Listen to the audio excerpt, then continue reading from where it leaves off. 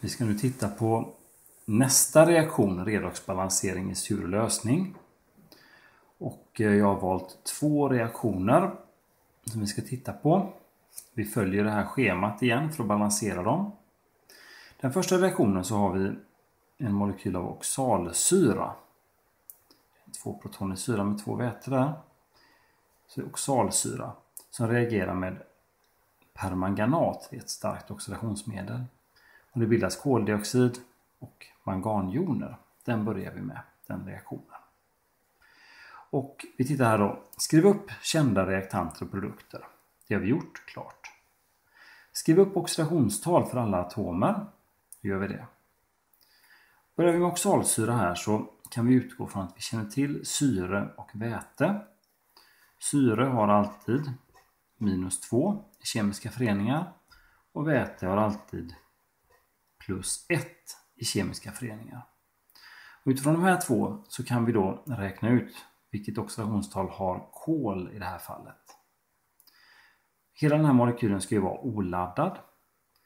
4 stycken syre, det ger ju varje syre -2, så 4 syre ger -8. 2 stycken väte som 1+ ger +2. Så det är +2 och -8. Det ger oss sammanlagt då -6. Och så syre och väte tillsammans blir -6. Och -6 ska balanseras upp av 2 stycken kol. Vilket gör att varje kol här blir då +3 i oxidationstal. +3. Vi går vidare. Manganoxid. Syre, kemisk förening, -2. Och vi har 4 syre ger oss -8. Och så ska hela paketet vara 1- laddat. Då måste mangan vara +7. Där. Vi fortsätter. Koldioxid. Syre. -2. Och då behöver kolet i koldioxiden vara +4.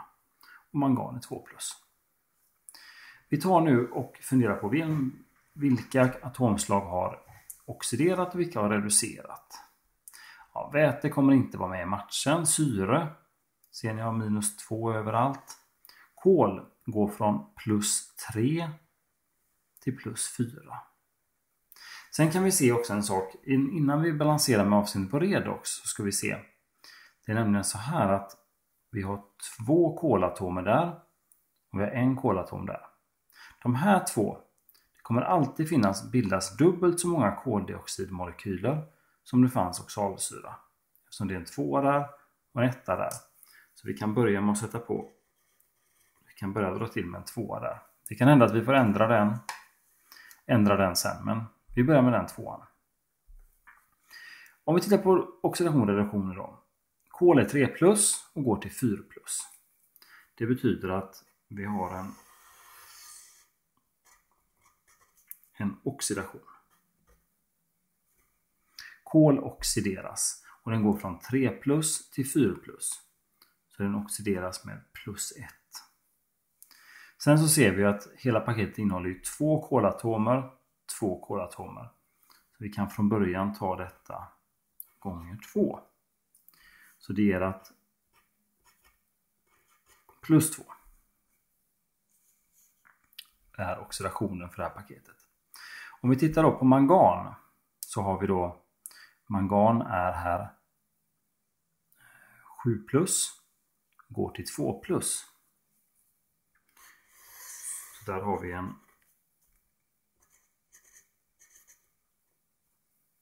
reduktion.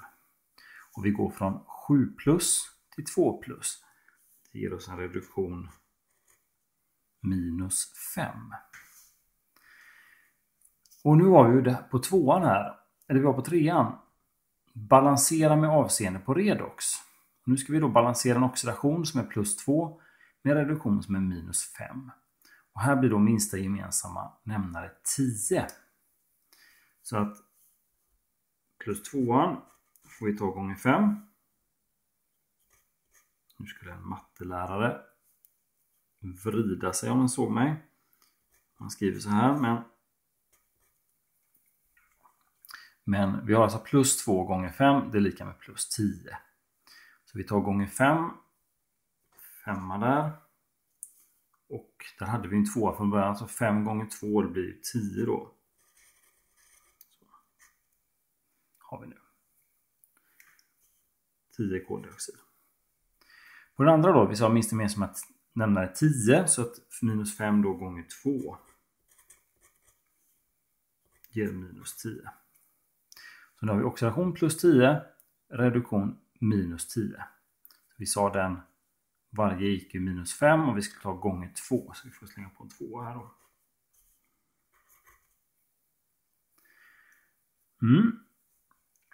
Balansera med redox, det är vi klara med. Kontrollera antalet syreatomer på båda sidor. Lägg till vatten på den sida där det finns för få. Nu ska vi räkna. Varje oxalsyra 4 atomer. Vi har 5 stycken. Vi har 20 syre. Och där är 4 gånger 2. 28 syre på den sidan. Och här har vi då 20 syre och inga mer syre. Vi har 28 syre där och 20 syre där. Vi saknar alltså 8 syre på den här sidan. Då lägger vi på 8 vatten. Så nu stämmer syre. Nu har vi 28 syre på båda sidor. Kontrollera antalet väteatomer på båda sidor. Lägg till H+ där det finns för få. Vi kollar hur många väte vi har. 10 väte. Inga väte. Inga väte. Inga väte. 16 väte. Vi har 16 väte här och 10 väte här. Vi saknar 6 väte på den här sidan. Så då lägger vi till 6 H+ på den. Nu, det sista vi gör. Kontrollera jonladdningar på båda sidor. Laddningar ska vara samma. Och det här är egentligen, det ska de vara för att nu ska det vara färdigt. Så att det här är egentligen det sista 6an vi gör. Det är egentligen bara den sista koll att allting är som det ska. Och vi kollar här då. Den är oladdad. Där har vi 2 stycken som är 1 minus. Det blir 2 minus och 6 plus. 2 minus 6 plus. Det ger att vänsterledet är då plus 4. Vi kollar vårt högerled. Oladdad. Oladdad. Men vi har 2 stycken 2 plus joner. Vilket ger oss att högerledet också är plus 4. Och allt känns harmoniskt och bra. Plus 4. Plus 4. Högerled, vänsterled stämmer. Det känns bra. Vi tar en reaktion till. 1. Skriv upp kända ämnen. Det är klart. 2. Skriv upp oxidationstal för alla atomer. Syre. Minus 2. Och så balanserar vi. 6 syre blir minus 12. De ska balanseras med 4 stycken arsenik. Det ger oss alltså att arsenik är plus 3. Klor, grundämne i grundtillstånd, 0. Sen har vi en arseniksyra här. Och syre, minus 2. Väte plus 1 i kemiska föreningar. Så. 4 syre är minus 8. 3 plus. Det blir minus 5. Och då måste arsenik här vara plus 5. Romersk 5. Och sen har vi kloridjonen. Den är då 1 minus. Det är en jonladdning där. Minus 1. Så. Nu är det så att när vi tittar på den här reaktionen så ser vi att vi kan börja faktiskt balansera lite grann. För att den här arsenik, 4 stycken arsenik. Och här har vi en arsenik i den här formen. Det betyder att det kommer alltid bildas 4 gånger så många av den här som det fanns sådana. Så vi kan lägga på en 4 direkt. Det kan hända att vi behöver ändra den sen, men just nu är det 4. Och att det kommer alltid bildas 4 gånger så många sådana som det fanns sådana. Klor, ja, vi har 2 klor och 1 klor. Då kan vi börja med att lägga på det direkt. Vi är klara med 2an. Nu ska vi balansera med avseende på redox. Och vi börjar från vänster här. Arsenik. Den går ju från +3 till +5. Det är alltså en oxidation. Vi ökar oxidationstalet. +3 till +5, det är en oxidation och det är en +2. Den ökar 2 steg. Sen så ser vi att vi har ju i det paketet 4 arsenikatomer. Och den här ökningen var ju för varje arsenikatom. Så det blir automatiskt gånger 4. Det ger en +8 för det här 4-paketet. Det var oxidationen. Vem reduceras då i det här fallet? Jo, klor går från 0 till -1.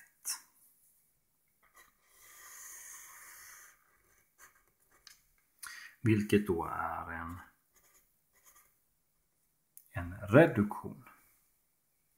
Och reduktionen är från 0 till -1. Det är som -1 steg. Och sen eftersom det är 2 klor så blir det också gånger 2. Så. -2. Så oxidationen +8. Reduktionen -2. Nu ska vi hitta minsta gemensamma nämnare. Och det är helt enkelt bara att ta denna gånger 4. Så får vi -8. Så den så har vi gånger 4. 4. Och 4 gånger den. Det blir då 8. Där. +8, -8. Vi har balanserat med avseende på redox. Kontrollera antalet syreatomer på båda sidor. Lägg till vatten där det finns för få. Vi räknar syre. Här har vi 6 syre. Här har vi 16 syre. Så att 16 syre och 6 syre. Det saknas 10 syre på den här sidan. Och då får vi lösa det genom att lägga till 10 vatten. Så. Nu stämmer syre. Kontrollera antalet väteatomer på båda sidor. Lägg till H+ där det finns för få. Inga väte. Inga väte. 20 väte har vi där. Och här har vi 12 väte. 20 väte där. 12 väte där. Vi saknar 8 väte på den här sidan. Så då får vi lägga till 8 H+. Och det sista vi gör, kontrollera laddningarna. Oladdad, oladdad, oladdad. Så vänsterled, laddning 0. Högerled då. Oladdad, 8 minus, 8 plus. Högerled 0. Stämmer? 0, 0. Nu är vi tillfreds.